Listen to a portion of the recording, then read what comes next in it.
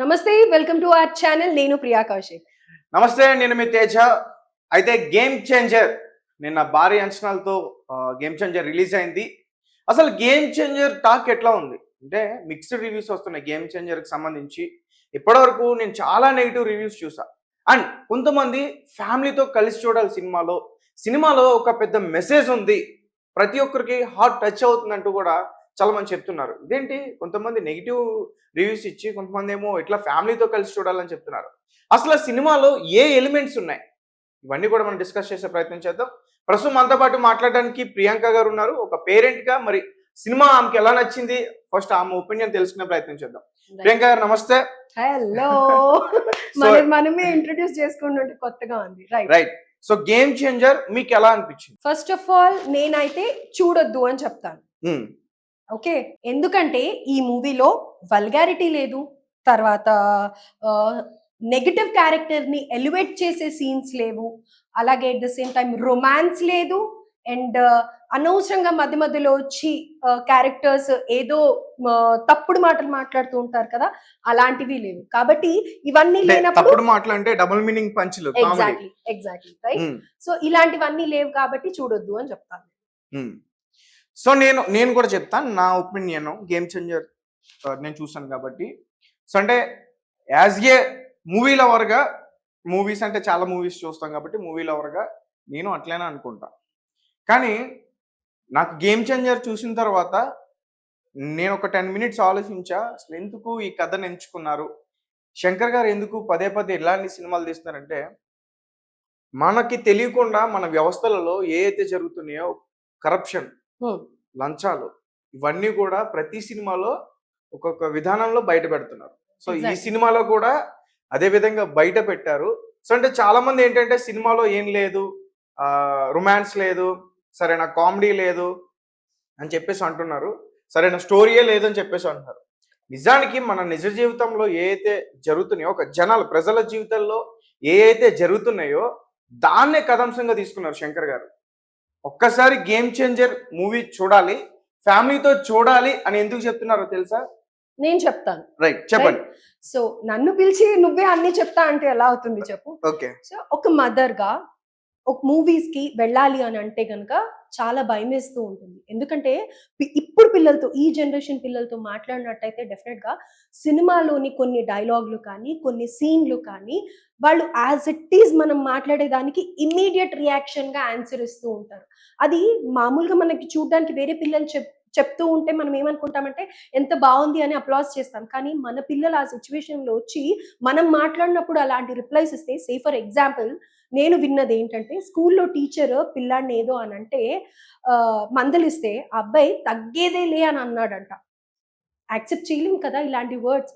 And తర్వాత అమ్మాయిలు sleep overs అని చెప్పి, లేకపోతే కొన్ని పెద్ద పెద్ద స్కూళ్ళల్లో చూస్తే గనక ఇలాంటి కాన్సెప్ట్స్ ఎక్కువైపోయాయి. చిన్న ఏజ్ నుంచే రొమాన్స్లు ఎక్కువైపోయాయి. ఎన్నో వింటూ ఉన్నాం కూడా మనం సొసైటీలో.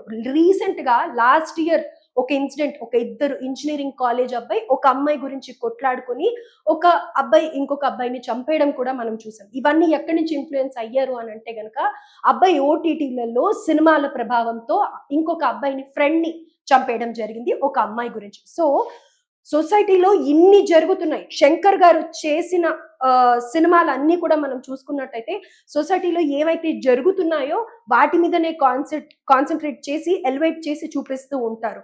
అసలు మనం రీసెంట్ టైమ్స్ లో కొన్ని మూవీస్ చూసినట్టయితే విలన్ ని ఎలివేషన్ లో చూపించి అదే ఒక హీరోయిక్ యాక్టివిటీ, అసలు అది చేస్తేనే, ఐ మీన్ ఒక నెగటివ్ గా బిహేవ్ చేస్తేనే, ఎదురు సమాధానం ఇస్తేనే, ఒక స్మగ్లర్ గానో లేకపోతే కనుక ఎదుటి వాడిని ఎదురించడంలోనో, ఒక కొట్టడంలోనో, ఫైట్స్ లోనో ఆ నెగటివ్ క్యారెక్టర్ ని ఎలివేట్ చేసి చూపించడంలోనే హీరో అనేది చూపిస్తున్నారు. అది డెఫినెట్ గా పిల్లల మీద ఎంతో ప్రభావం పడుతుంది. అండ్ అంటే మేడం ఒక్కటి మధ్యలో వచ్చానంటే, సినిమాలు నెగిటివ్ గా ఉన్నా పాజిటివ్ గా ఉన్నా అలాంటి సినిమాలు రావాలి, అవి చూడాలి. ఇలాంటి మంచి సినిమాలు వచ్చినప్పుడు కూడా యాక్సెప్ట్ చేయాలి, ఆదరించాలి. ఇందులో మరి ముఖ్యంగా రామ్ చరణ్ గారి క్యారెక్టర్ చాలా డిసిప్లైన్ గా ఉంటది. ఎగ్జాక్ట్లీ.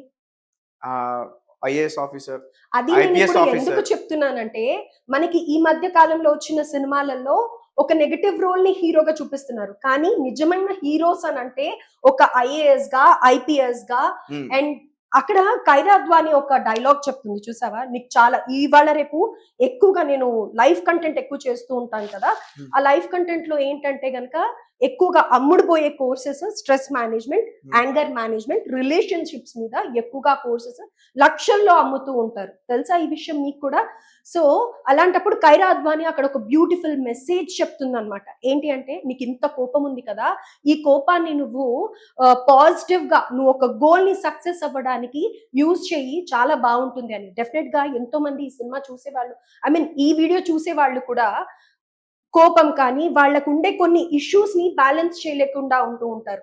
ఈ సినిమా ద్వారా అద్భుతమైన మెసేజ్ ఇచ్చారు. నువ్వు చెప్పినట్టుగా నెగటివ్ సినిమాలు కూడా రావాలి, రావాలి. సినిమాని సినిమా పరంగానే చూడాలి, కానీ ఒక సినిమా ద్వారా చెప్పడం ఎందుకు? ఒక కమెంట్ అసలు చూసాను. మధ్య మధ్యలో ఇలాంటి సినిమాల్ని అంటే ముఖ్యంగా ప్రొడ్యూసర్ యాక్సెప్ట్ చేయాలి.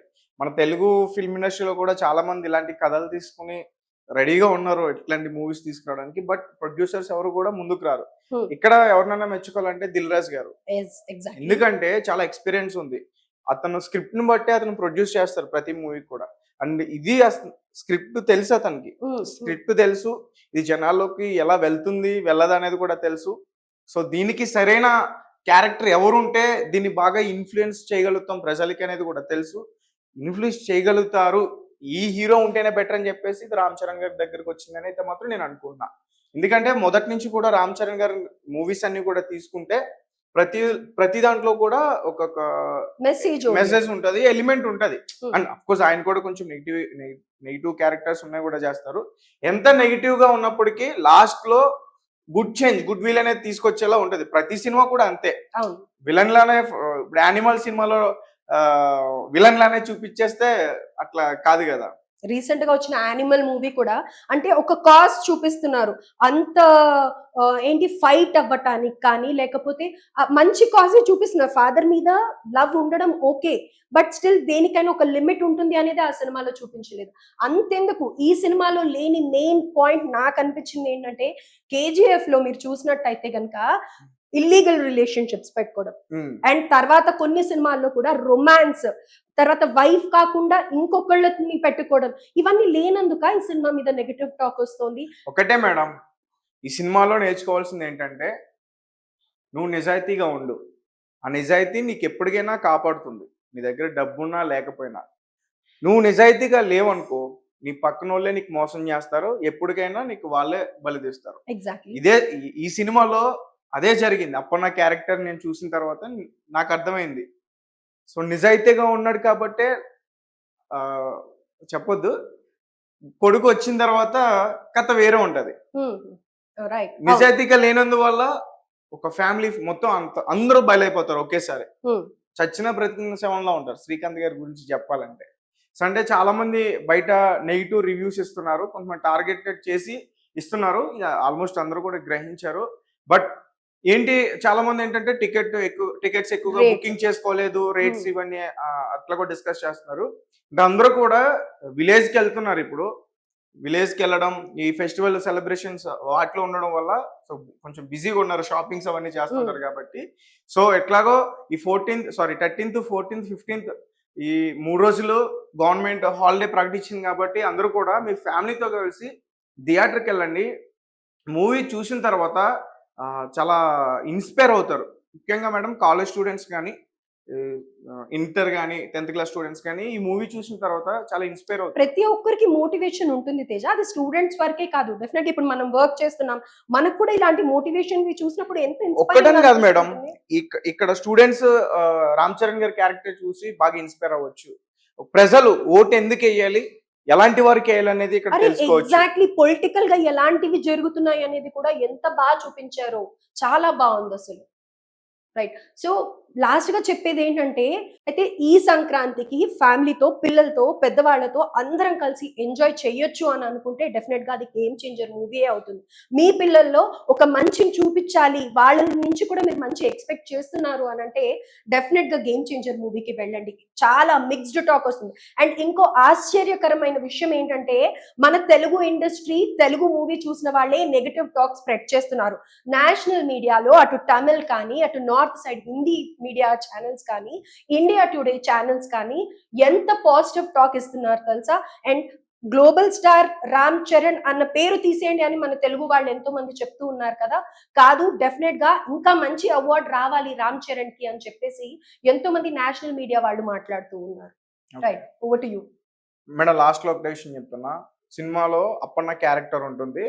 సో డైరెక్టర్ గా క్యారెక్టర్ డిజైన్ చేసినప్పుడు అర్థమవుతుంది ఈ క్యారెక్టర్ చాలా బాగుంటుంది, ఇది లెంతీగా ఉంటే ఇంకా సినిమా బాగా చూస్తారు, బాగా ఆదరిస్తారని. బట్ అక్కడ దానికి వాళ్ళు వాల్యూ ఇవ్వలేదు. ఎందుకంటే జనాలకి ఒక మెసేజ్ ఇవ్వాలని చెప్పేసి ఏదైతే మనం చెప్పాలనుకుంటున్నామో, వాళ్ళు చెప్పాలనుకుంటున్నారో అది మాత్రమే చెప్పడానికి కొన్ని తగ్గించారని కూడా చెప్పుకోవచ్చు, కరెక్ట్ గా అర్థం కావడానికి. సో అంటే ఇది మెల్లగా ఎక్కుద్ది, స్లో పాయిజన్ లాగా చిన్న చిన్నగా ఎక్కుద్ది. సో ఒకటే చెప్తున్నా ఫైనల్ గా చెప్పేది ఏంటంటే, ఆ నెగటివ్ టాక్, పబ్లిక్ టాక్ ని బట్టి వెళ్ళకండి ఈ మూవీకి. మీరే డైరెక్ట్ గా వెళ్ళండి, జడ్జ్ చేయండి మూవీని. Right right. సంక్రాంతికి వస్తున్న అన్ని సినిమాలు చూడండి, ఎంజాయ్ చేయండి. డాక్ మహారాజా అండ్ సంక్రాంతికి వస్తున్నాం మంచి కామెడీగా ఉండే ఫిల్మ్, అది కూడా వస్తుంది. బట్ వీటితో పాటు గేమ్ చేంజర్ ఖచ్చితంగా చూడండి. కొన్ని మంచి విషయాలు నేర్చుకోవచ్చు, పక్క వారితో షేర్ చేసుకోవచ్చు. నేను ఒక అల్లు అర్జున్ అభిమానిగా చెప్తున్నా. Thank you for watching. Thank you so much. Right. So A cinema చూడొద్దు అనేది మా ఉద్దేశం కాదు.